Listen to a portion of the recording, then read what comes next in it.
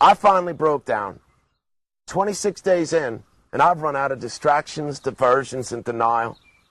When the well first blew, I had Jazz Fest to keep me busy.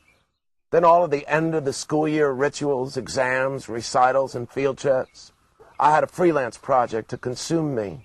But now, this weekend, I spent hours reading, catching up on a topic of which I had heretofore willfully ignored. And what I got out of it is that a head buried in the sand blocks out the cacophonous rage. What I got out of it was a sickness in my stomach, my head, my heart.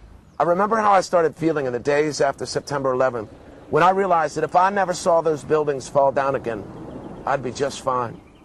And now, like then, I can no longer stand the sight of the photos and video footage of the stunning underwater shots of the gushing crude, of the aerial photos of the sickly scar across the Gulf of Mexico. It's like watching the summary execution of our beautiful beaches, our exotic wetlands, our wildlife preserves, our lost bayous.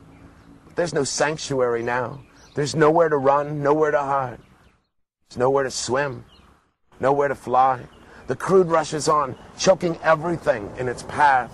I remember when they used to make movies about how one day technology would outpace man's ability to control it, how one day machines would turn on their makers. It all seems so farcical, so far-fetched. 2001, A Space Odyssey. Preposterous. Well, Louisiana, meet your new maker. Meet your destroyer. Meet your new God. The Deepwater Horizon. It has no soul. It bears no conscience. An apt metaphor for its creators. How in the hell were they allowed to build this thing with no emergency valve to shut it off? We discovered that at $500,000, the technology and installation were too expensive. Instead, we find out our defense against failure and its attendant catastrophe was the same system we employed with our federal levee system. Hope that nothing goes wrong. And now Louisiana once again bears the brunt of government and corporate America's folly. The SOBs, every last one of them.